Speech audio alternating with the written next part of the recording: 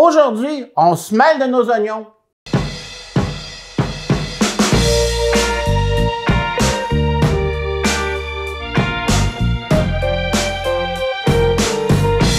Bonjour tout le monde, cette semaine, c'est le cas de le dire, on se mêle de nos oignons, on parle d'oignons. Il y a différentes sortes d'oignons qu'on connaît à peu près tous. Alors, il y a le fameux oignon jaune, que c'est le plus commun des oignons. C'est l'oignon avec lequel on cuisine à peu près tout ou qu'on peut manger cru. Alors, bien connu, économique et toujours intéressant. Ensuite, ça, il y a le fameux oignon rouge. L'oignon rouge, lui-ci, il est le fun, mais on va s'en servir un peu plus d'une façon crue, parce qu'il est un peu plus sucré que l'oignon jaune. Et puis, une fois cuit, si on l'utilise, on peut toujours l'utiliser, mais il va plutôt devenir brunâtre ou grisâtre, c'est moins intéressant visuellement parlant. Alors que cru, c'est super le fun. Un petit truc, quand vous faites des salades, si vous trouvez que l'oignon rouge a trop de tonus, de force en goût d'oignon, vous faites tremper un peu dans l'eau froide et puis ça va atténuer de beaucoup la force de l'oignon. Puis après ça, on assèche ça, puis on peut mettre ça dans la salade, le servir cru. Après ça, ici, il y a le fameux oignon blanc. L'oignon blanc il est beaucoup plus doux. Alors, celui-là ici, c'est plus un oignon qu'on va se servir pour faire des salades crues, accompagner des viandes, des marinés, des choses comme ça. Alors, là, parce que l'oignon cru est un petit peu plus sucré, un peu plus doux. Donc, on va l'utiliser plus comme en finition que pour cuisiner comme l'oignon jaune, exemple. Après ça, il y a les fameux oignons perlés. Ça, c'est drôle à dire, mais tout le monde connaît les fameux petits oignons au vinaigre qu'on a mangés souvent et régulièrement. Ceux-là ne sont pas vinaigrés. On peut les retrouver congelés comme ceux-là sont. Les oignons perlés, c'est très agréable quand on fait des potes au feu, exemple. Des finitions, on va les accompagner avec des pommes de terre grelots, on les fait rôtir un peu au beurre. Ça fait un côté un peu plus festif, ils sont un peu sucrés, ça revient un peu à l'oignon blanc qui est ici, c'est sûr. Il y a la fameuse échalote française que tout le monde connaît, c'est le petit oignon qu'on va servir là plus subtil, plus fin en goût, moins en tonus. Puis on va s'en servir beaucoup pour faire des sauces, des marinades, des trucs semblables. Donc celui-là, on le voit peut-être un petit peu moins, de façon régulière, moins que les autres, mais quand même, c'est toujours intéressant quand on cuisine. C'est les différentes sortes d'oignons. Parce qu'à partir de là, on va en cuisiner des oignons. On va se faire 3 recettes cette semaine. La première recette, des oignons farcis. La seconde recette, une tarte à l'oignon. Et la troisième, un genre de gratin dauphinois, mais à l'oignon. Ça fait qu'on commence ça tout de suite. Pour commencer notre recette d'oignons farcis, ce que ça prend, évidemment, des oignons. Ça va nous prendre du bœuf haché, du bacon. Ça, c'est le centre des oignons que je vais vous expliquer dans pas grand temps. Ça prend de la soupe à l'oignon, ça prend du bouillon de bœuf et une chose peut-être un peu plus rare, on entend moins parler, une soupe crème de bacon. La soupe crème de bacon, c'est fait avec du bouillon de poulet et du bacon et c'est ce qui va venir faire la base de notre sauce en dernier que je vais vous montrer après la cuisson. Donc, on commence tout de suite. Je vais commencer par vous montrer comment vider un oignon. Pour vider l'oignon, on vient faire pas du côté du pédoncule, mais de la tête. On vient le couper comme ça et on vient enlever la couche extérieure qui sont sèches. Là. Une fois que c'est fait, parce que ici, on ne veut pas couper vraiment le pédoncule parce que c'est ce qui va faire que l'oignon en dessous va se tenir quand on va le farcir. Parce que vous savez, on sait tous qu'un oignon cuit, ça devient plutôt mollasque. Donc, comme ils sont farcis puis ils sont moins cuits, donc on veut que cette partie-là reste ensemble pour que l'oignon reste en forme, c'est le cas de le dire. Donc, on va venir en enlever quand même une petite partie ici, mais on voit quand même que le centre reste là. Maintenant, pour farcir l'oignon, OK, je vais faire une ouverture un peu plus grande, là. Comme ça. Bon, il y a plusieurs couches, plusieurs cercles. Ce qu'on va venir faire, c'est qu'on va laisser 2 ou 3 cercles ici au bord, dépendamment de la grosseur de l'oignon. Comme celui-ci, il est un peu plus gros, mais celui-là, il est plus moyen. Donc, quand on vient pour les farcir, ça dépend, parce qu'on va avoir un pourtour assez large pour que ça se maintienne, pour que ça tienne en place avec la farce. Puis, je viens faire des croix, tout simplement comme ça. Je viens faire des croix comme ça, etc. Donc, puis après ça, à l'aide d'une cuillère, je viens seulement vider mon oignon comme ça. On va faire le tour. Donc, c'est ce que ça donne notre oignon farci avec la cavité intérieure pour, ben pas l'oignon farci, l'oignon vidé, c'est-à-dire avec la cavité intérieure pour mettre notre farce. Puis avec la chair, tout ça, on vient la couper. Et puis, on va la réserver, puis on va venir en rajouter avec notre farce. Donc, j'en ai fait quelques-uns d'avance, évidemment, vous avez compris. Donc, c'est comme ça. Donc, pour la farce, on va faire le mélange. Ce que ça va nous prendre, c'est du bœuf haché. Ça va nous prendre une demi-enveloppe de soupe à l'oignon. Tout le monde connaît ça. Et quand on met une soupe à l'oignon, tout le monde a déjà évité ça, mais on met pas souvent sur le dessus, il y a juste les oignons déshydratés. Mais ce qu'on veut aussi pour donner la saveur, c'est la fameuse poudre d'oignon qui se trouve souvent dans le fond du sachet. On vient juste la mêler, puis je vais en mettre la moitié comme ça. On va utiliser l'autre moitié pour plus tard. Et puis, on va mettre du poivre concassé.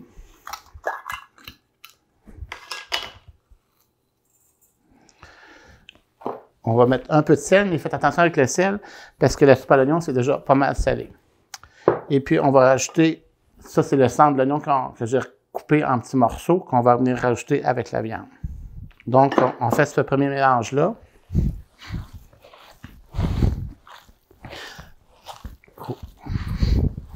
Vous avez tous deviné, à partir de là, l'opération, étape facile à faire, on vient prendre notre viande, puis on vient remplir nos oignons.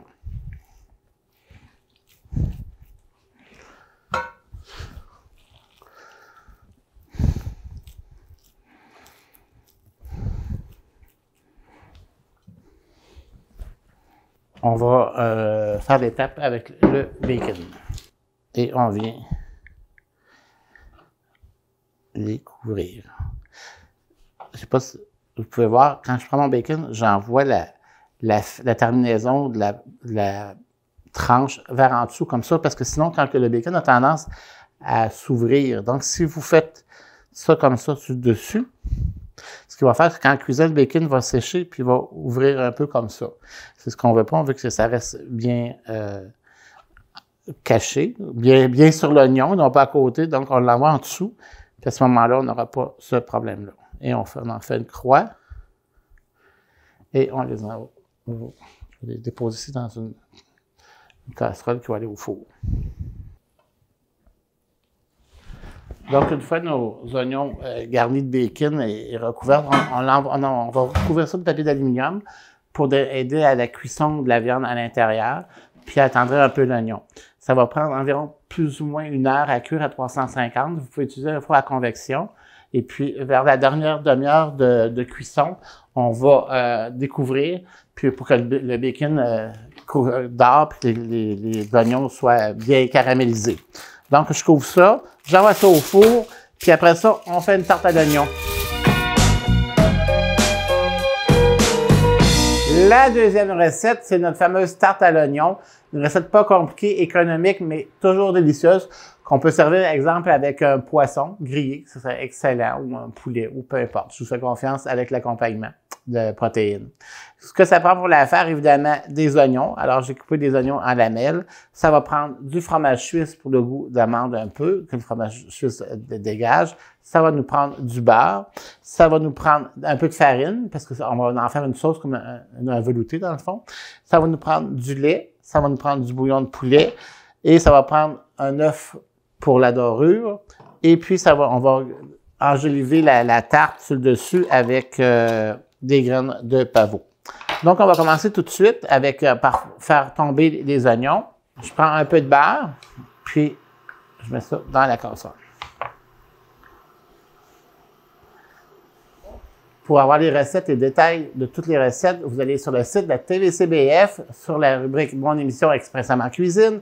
Vous allez cliquer en dessous du titre de l'émission que vous voulez consulter. En cliquant sur le titre, il y a une rubrique qui apparaît, c'est marqué « Voir les recettes ». Vous cliquez là-dessus et toutes les recettes sont bien détaillées, bien écrites avec les ingrédients et les modes d'emploi. Une fois que le beurre est fondu, on va rajouter les oignons. Les oignons, sur le coup, ça a l'air très volumineux, mais vous savez combien des oignons qui tombent, il y a beaucoup moins de volume qui se crée après. Donc, c'est pour ça que, surprenez-vous pas, là, mais au début, il y en a beaucoup, mais après ça, ça va être juste correct pour faire la tarte. Parce qu'on va rajouter nos oignons. Et cette fois-ci, je les ai coupés en lamelles. Ça veut dire couper en lamelles. Je reprends l'oignon ici, OK? Donc, je pars du pédoncule à la tête ou inversement, là, peu importe. Ça. Puis, je viens faire comme des quartiers tout autour de l'oignon, OK? Donc, ça va donner ça ici. Ça ici, ça fait ça. Quand c'est en tranches, ben, soit qu'on le fasse comme ça ou qu'on le coupe en deux puis qu'on fasse des demi-tranches, peu importe.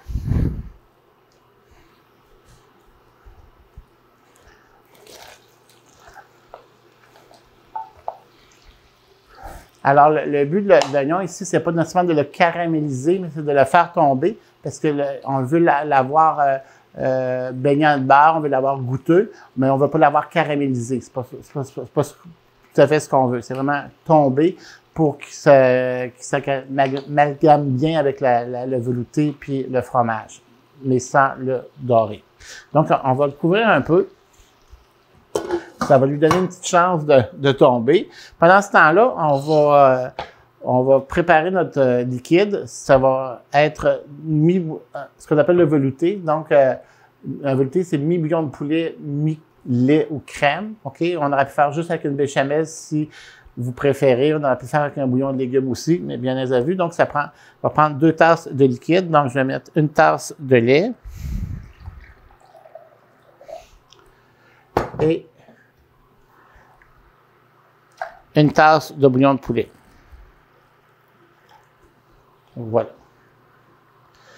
Donc, ce qui va amener un autre goût différent un peu à la sauce, ça va être plus goûteux, moins goût de lait. Si vous préférez ça, il n'y a pas de problème, mais ça va faire un autre goût, un autre incitatif à en manger plus de la tarte à l'oignon. On voit juste ici que les oignons commencent à s'affaisser.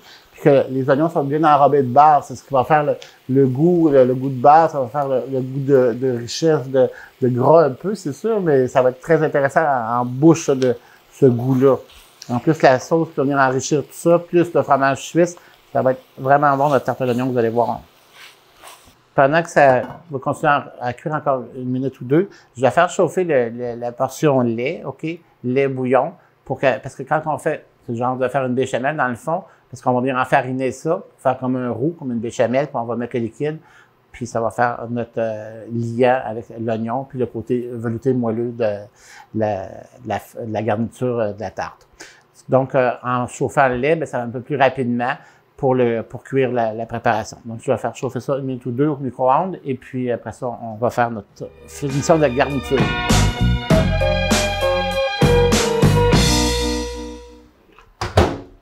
Donc, notre liquide est chaud, nos oignons ont bien affaissé, c'est ce qu'on voulait. On va venir mettre 2 bonnes cuillères à soupe de farine. Faire comme un roux avec la farine pour que la farine soit bien imbibée de gras pour pas que ça fasse des grumeaux dans la sauce, là. Donc, chaque grain de farine va être enroulé de gras, donc à ce moment-là, elle va se détacher facilement un de l'autre, donc ça ne fait pas de grumeaux.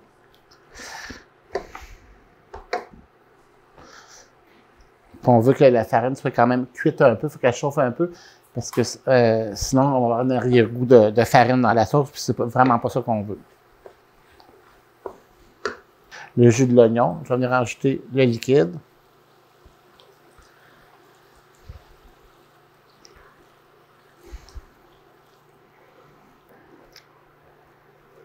On voit que la sauce se crée, là, ça l'épaissit. Ça va bien velouté, bien goûteux. On va saler et poivrer.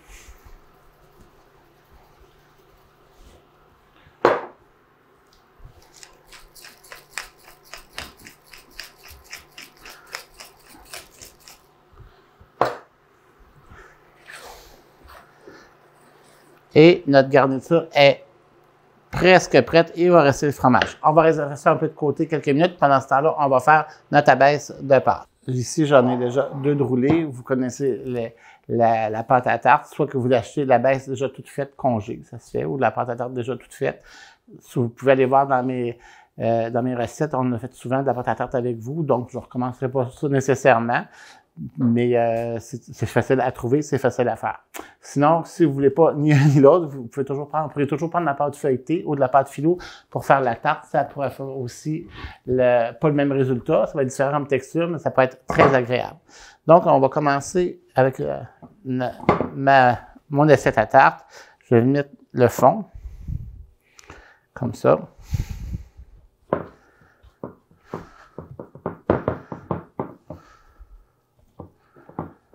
Et puis ici, on va venir faire pour évaporer pour que la garniture à l'oignon soit pas trop liquide. OK, on va venir ajourer la tarte, c'est-à-dire on va venir la quadriller, ce qui va faire qu'elle va avoir plus de vapeur qui va s'évaporer de la tarte, ce qui va faire qu'une tarte un peu plus solide, un peu plus intense. Donc, je rouvre ça. Puis ici, avec une petite roulette, je vais venir faire des lanières.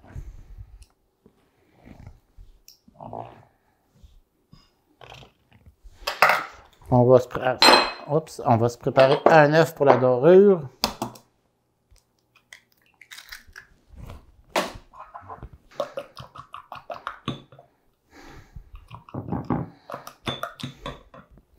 OK. Alors, tout est prêt. Je vais reprendre la garniture.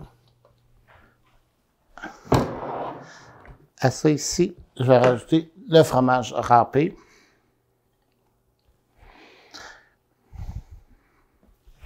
Et quand on rajoute du fromage à une sauce comme ça, oui, il y a une question de goût, mais il y a surtout une question de texture aussi, parce que le fromage va venir faire comme un liant, comme en guillemets un ciment avec tous les ingrédients, donc ça va le maintenir plus en place, plus structuré, plus solide un peu.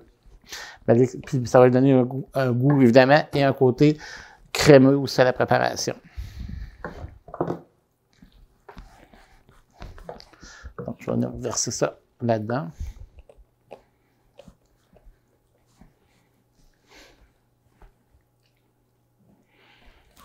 Ici, pour la fantaisie un peu avec les carreaux, je vais juste m'amuser un peu à venir mettre quelques oignons perles sur le dessus. Avec les quadrilles, on va les voir de placer en place.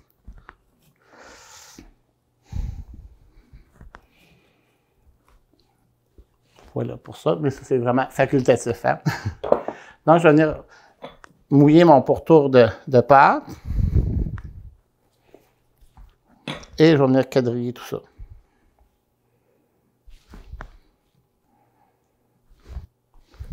On va venir rajouter un petit peu pour que l'autre étage colle. Je pense que vous comprenez maintenant quand je dis que ça va être ajouré, donc en cuisant, ça va s'évaporer, donc la tarte ne sera pas émergée de bouillon, d'oignons cuits. C'est parce qu'on veut vraiment pas ça, on veut que ça se tienne, tout ça. On va venir couper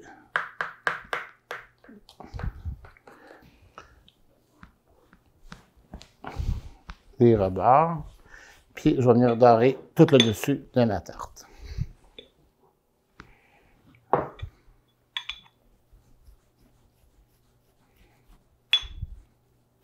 On va venir décorer avec un petit peu de graines de pavot sur-dessus. Voilà pour la tarte à l'oignon. Maintenant, il faut la cuire. Pour cuire les tartes, on cuire ça à 350, environ 1 heure, cette tarte-là, parce qu'elle est quand même assez épaisse. OK? On ne fait pas ça cuire à convection. On fait cuire ça à bake, à cuisson normale, là, puis dans le bas du four, parce qu'on ne veut pas avoir un dessous de tarte détrempée, on va avoir un dessous de tarte cuit. Donc, il ne faut pas cuire ça trop vite.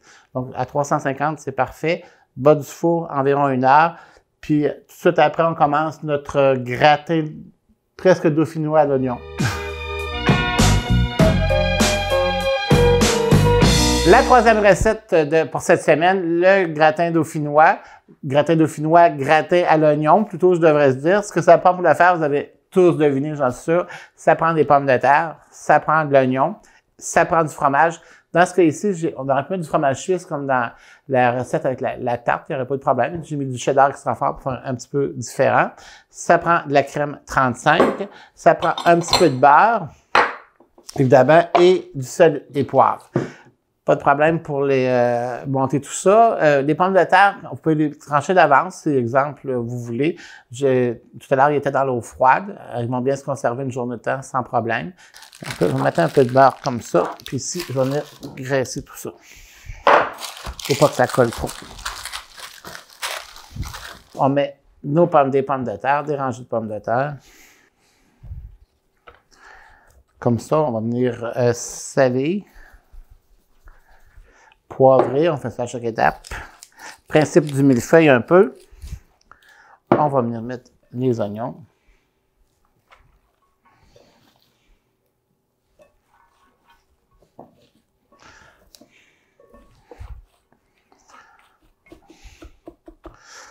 Encore un peu de sel. Un peu de poivre. Du fromage. Et on commence. De la pomme de terre.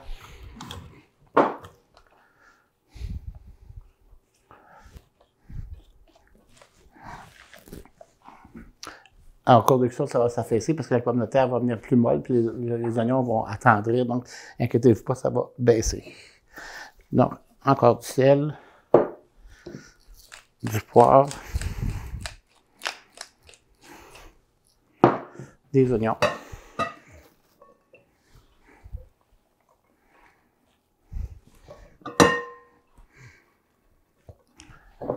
Du fromage.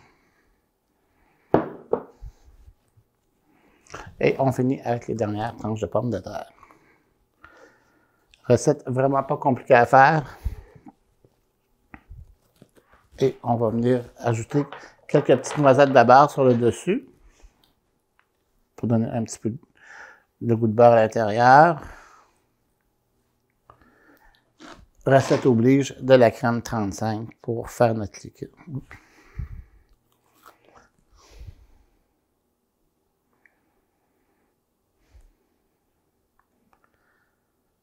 Et on prend une feuille de papier d'aluminium et on vient couvrir tout ça. On envoie ça au four à 375, environ 1h15, 1h30. OK? En dernier, les derniers 15 minutes, on découvre pour bien faire griller le dessus et ça va être prêt à servir. Donc, je m'en vais porter ça au four immédiatement. Nos plats sont prêts. Il reste seulement à faire notre sauce pour les oignons. Donc, ça sent vraiment bon, les oignons. Vous voyez, c'est tout bien doré, bien caramélisé. Je vais les retirer pour faire la sauce. C'est dans un plat. Parce que je vais aller chercher tous les sucres de viande, tout le rôti, pour ça qu'il y a beaucoup de saveur. Ça sent vraiment bon. Écoutez, déjà, du bacon rôti, c'est déjà vendeur en partant. Bon. Je vais jeter toute l'huile du bacon parce que s'il y en a qui veulent la garder, faire du rôti, il n'y a pas de problème. Moi, non. Parce que je vais ajouter ça. On va venir déglacer avec le bouillon de bœuf.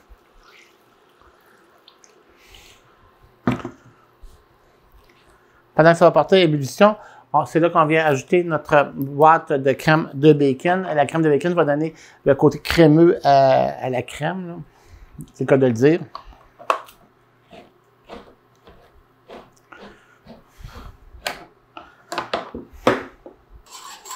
On vient tout déglacer le côté rôti.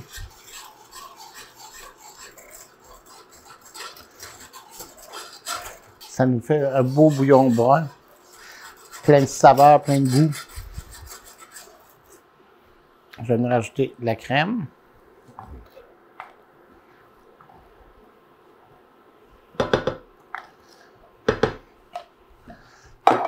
Et je vais mettre un peu de poivre.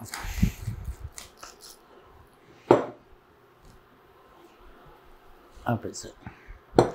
On vient mélanger tout ça.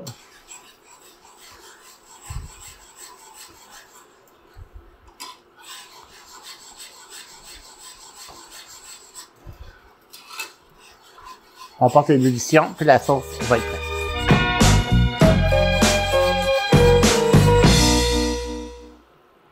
Je vais juste goûter au beurre.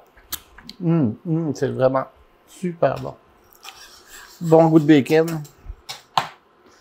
que notre sauce, une fois qu'elle a bien bouilli, elle est prête. Donc, il nous reste juste à napper nos oignons avec la sauce. Vous allez voir, ça va être délicieux. Ça, ces oignons-là, servir ça avec une purée de pommes de terre, là, ça serait vraiment extraordinaire. Que donc, pour cette semaine, je vous souhaite un bon appétit avec, premièrement, notre tarte à l'oignon. Vous allez voir, super bon. Le gratin genre dauphinois à l'oignon et nos fameux oignons farcis. Est-ce que je vous souhaite un bon appétit et puis cuisiner l'oignon, ça en vaut la peine.